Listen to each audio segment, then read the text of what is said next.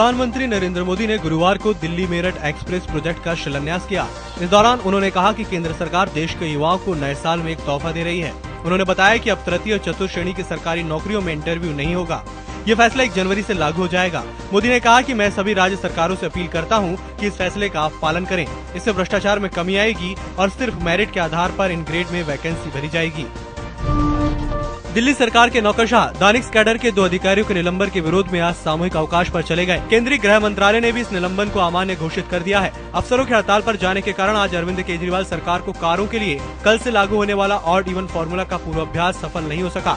अरविंद केजरीवाल ने इस पर केंद्र और भाजपा पर कड़ा हमला बोला है। उन्होंने कहा है कि ये सब केंद्र की साजिश है। उन्होंने IAS एसोसिएशन को बीजेपी की बी टीम करार दिया है।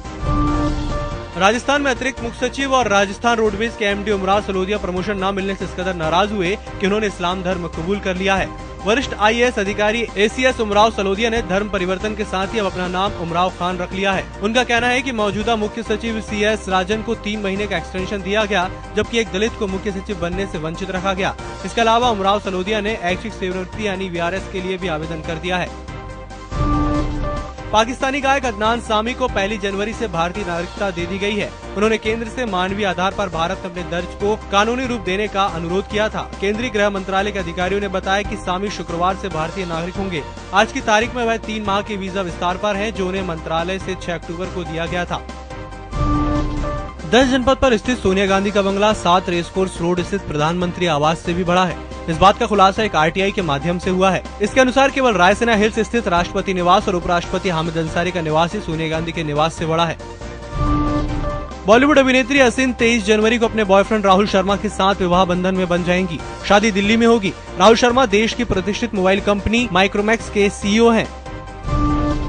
देश में चाइल्ड सेक्स रेशो 50 साल बाद फिर सबसे कम हो गया है। 2011 की जनगणना के ताज़ा आंकड़ों के मुताबिक देश में 6 साल तक की 1000 लड़कों पर हम उम्र लड़कियों की संख्या 918 रह गई है, जो 1961 के बाद सबसे कम है। जबकि 2001 में लड़कियों की संख्या 927 थी, यानी 10 साल में प्रति 1000 लड़कों पर 9 लड़कियां और कम हुई हैं। साल 2015 में बेहतरीन प्रदर्शन करने वाले टीम इंडिया के स्पिनर R अश्विन के खाते में साल के आखिरी दिन ऐसी खुशी मिली है कि जो 42 सालों में किसी भारतीय को नहीं मिली है। R अश्विन साल के अंतिम दिन ICC की ओर से जारी नई टेस्ट रैंकिंग में दुनिया के नंबर 1 ऑलराउंडर बन गए हैं।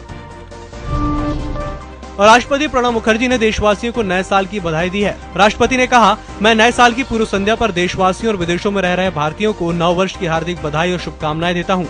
ईश्वर करे नव वर्ष हम सभी के लिए एक नई शुरुआत करने का अवसर लेकर आए, जहां हम अपना और समाज का एक नए सिरे से विकास कर सकें।